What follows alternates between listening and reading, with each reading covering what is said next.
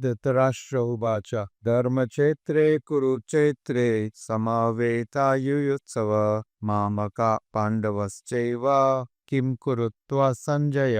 धृतराष्ट्र ने कहा, हे संजय, धर्म भूमि कुरुक्षेत्र में युद्ध की इच्छा से एकत्र हुए मेरे तथा पांडु के पुत्रों ने क्या किया। अनुवाद एवं तात्पर्य डिवाइन ग्रेस इसी वक्त वेदांत स्वामी शुद्ध प्रभुपाद के द्वारा शिल प्रभुपाद की तात्पर्य। भगवद गीता एक बहुपठित आस्तिक विज्ञान है जो गीता महात्म्य में सार रूप में दिया गया है। इसमें यह उल्लेख है कि मनुष्य को चाहिए कि वह श्री कृष्ण के भक्त की सहायता से समीक्षा करते हुए भगवद गीता का अध्ययन करे और स्वार्थ प्रेरित व्याख्याओं के बिना उसे समझने का प्रयास करे। अर्जुन ने जिस प्रकार से साक्षात भगवान कृष्ण से गीता सुनी और उसका उपदेश ग्रहण किया, इसी प्रकार से स्पष्ट अनुभूति का उदाहरण भगवद गीता में ही है। यदि उसी गुरु परंपरा से लीजिए स्वार्थ के प्रेरित हुए बिना किसी को भगवद गीता समझने का सौभाग्य प्राप्त हो तो वह समस्त वैदिक ज्ञान तथा विश्व के समस्त शास्त्रों के अध्ययन को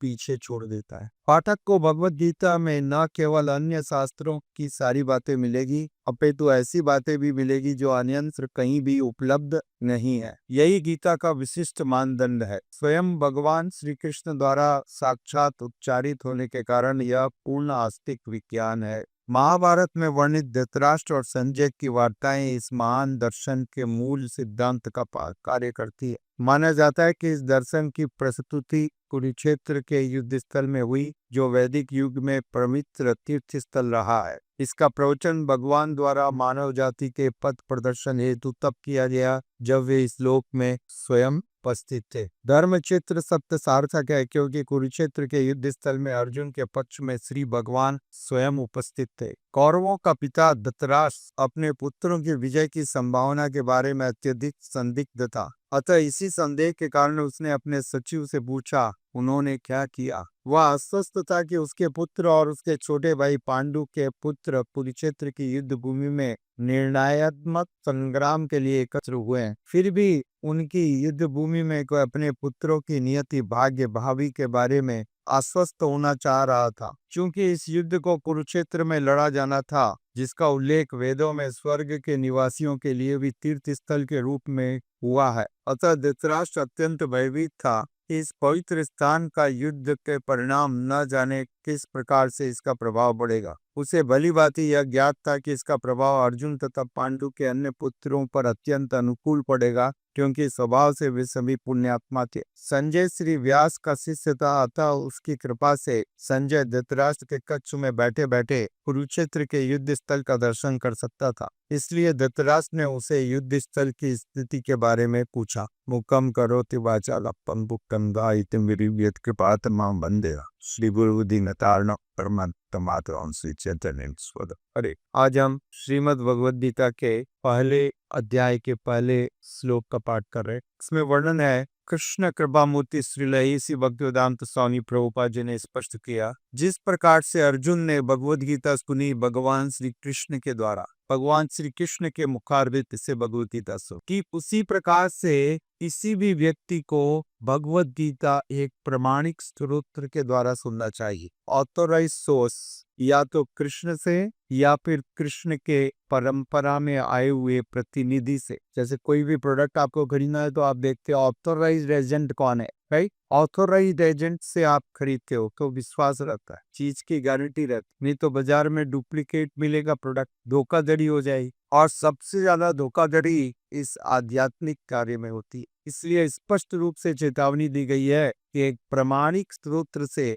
भगवान के द्वारा चलाई हुई परंपरा में आए हुए व्यक्ति से यह शास्त्र सुनना चाहिए, जो कि व्यक्तिगत स्वार्थ से प्रेरित नहीं है। No self interest. इस भगवत गीता में सभी शास्त्रों का सार मिलेगा। सारे शास्त्रों का सार जो है, सारे दर्शन जो है इस भगवत गीता में। और इस भगवत गीता में इतना ज्ञान है, इतनी विशेष बातें हैं जो अन्यंत्र है ही नहीं। ठीक है, तो इसको एक पढ़ने पर आपको सबको ज्ञान प्राप्त हो जाए इस एक के द्वारा। कुरुक्षेत्र एक तीर्थ स्थल था। यहाँ पर वर्णन है धर्म क्षेत्र कुरुक्षेत्र, जैसा धृतराष्ट्र कहते। संजय से पूछते हैं, संजय मेरे पुत्र और पांडु के पुत्र इस धर्म क्षेत्र युद्ध क्षेत्र, क्योंकि ये जो युद्ध है कुरुक्षेत्र की भूमि में होने वाला था, यहाँ पर एकत्रित हुए हैं युद्ध के लिए, तो अब क्या हो रहा है बतलाओ। क्योंकि धृतराष्ट्र के मन में कुछ भय था, शंकाएं थी। शंकाएं इसलिए थी कि ये जो क्षेत्र है ये धर्म क्षेत्र है,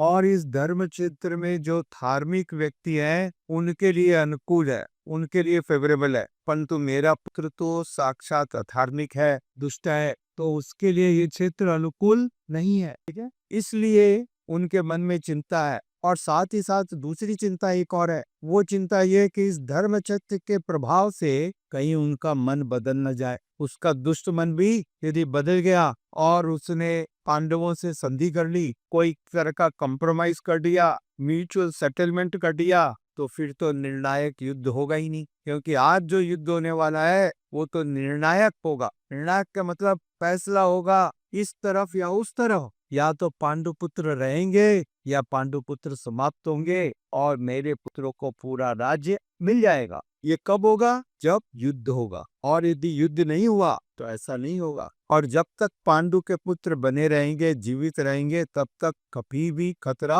हो सकता। तो धृतराष्ट्र के मन में इतनी सारी कूटनीतिक बातें, विचार चल रहे थे। He was concerned। और उसको ये भय था, क्योंकि धर्म क्षेत्र कुरुक्षेत्र इतना महान स्थल था कि देवतागण भी कुरुक्षेत्र को तीर्थ स्थल के रूप में लेते थे। जैसा यह वर्णन है, खाली इस पृथ्वी लोक के निवासी नहीं, देवतागण भी कुरुक्षेत्र को तीर्थ के रूप में स्वीकार करते। तो ऐसे महा तीर्थ स्थल पर यह युद्ध हो रहा है, इसलिए उसके मन में ज्यादा शंका बढ़ गई। और ये दो प्रकार की शंकाएं, एक तो कहीं उनका मन न बदल जाए, कहीं उनमें आपस में कोई कॉम्प्रोमाइज न हो जाए, और दूसरी शंका यह कि चूंकि ये धर्म क्षेत्र है, यहाँ पर पांडु के पुत्रों की शक्ति बढ़ जाए। दो कारण है, पहला तो कृष्ण उनके साथ है, और दूसरा ये धर्म भूमि है। तो ये दोनों चीजें उनके फेवर की हैं। ठीक है, इसलिए उसको अपने पुत्र के प्रति शंका होने लगी। ये तीर्थ स्थल तो हम देखते हैं, जो स्थान होता है उसका प्रभाव होता है। इसलिए लोग मंदिर में आकर के पूजा करना, जप करना चाहते, पढ़ना चाहते, शास्त्र का चिंतन कर रहे हैं। एक पार्क में और एक थिएटर में बैठ करके आप भगवत गीता की चर्चा कर सकते होगे, अनुकूल नहीं है वो प्रदेश अनुकूल नहीं है। तो ये स्थान का प्रभाव बहुत विशेष है। तो इस कारण से धृतराष्ट्र के मन में अनेक प्रकार के संदेह हैं, और इस संदेह के साथ उसने संजय से पूछा, बतलाओ क्या हुआ, अब वो क्या कर रहे हैं मेरे। और संजय के पास में वो दृष्टि थी, क्योंकि संजय व्यास देव के शिष्य थे, और व्यास देव के आशीर्वाद से उनको ये दूरदृष्टि प्राप्त थी। वो ध्यान में किसी भी क्षेत्र की स्थिति को देख सकते थे बिना वहां पर उपस्थिति के। जैसा आजकल का टेलीविजन है, दूरदर्शन, आप यहाँ पर बैठे हो और हजारों किलोमीटर दूर में क्या हो रहा है वो आप देख पाते हो, आपको देखा। तो ठीक उसी प्रकार से संजय भी यह देखने में सक्षम थे। He was capable। तो इसलिए